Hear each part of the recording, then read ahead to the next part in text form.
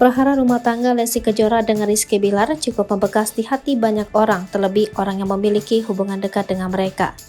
Dengan tega tanpa belas kasih, Rizky Bilar mencekik dan membanting Lesti Kejora, yang mana ia merupakan istrinya sendiri. Seakan geram dengan tingkah Rizky Bilar selama ini, Lesti Kejora pun akhirnya melaporkan suaminya sendiri ke pihak kepolisian.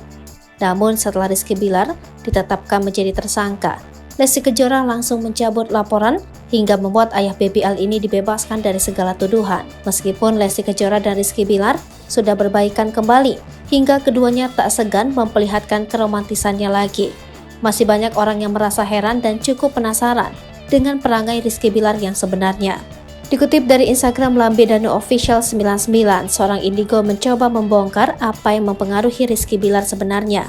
Ia melihat ada sosok negatif yang berada dalam diri Rizky Bilar.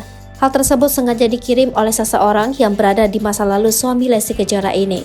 Pengaruh negatif tersebut membuat Rizky Bilar merasa jijik melihat Lesti Kejora, hingga berani melakukan hal yang buruk kepada istrinya sendiri. Orang indigo ini pun mengungkapkan makhluk astral yang mempengaruhi tersebut adalah sosok setan lembu. Lebih lanjut, Mian melakukan mediasi untuk memanggil sosok yang mempengaruhi Rizky Bilar selama ini. Menurutnya, sosok tersebut berbentuk wanita dengan rambut yang menjuntai. Bukan hanya itu saja, Mian menuturkan bahwa sosok wanita tersebut sengaja dikirim oleh wanita di masa lalu Rizky Bilar yang merasakan sakit hati terhadapnya.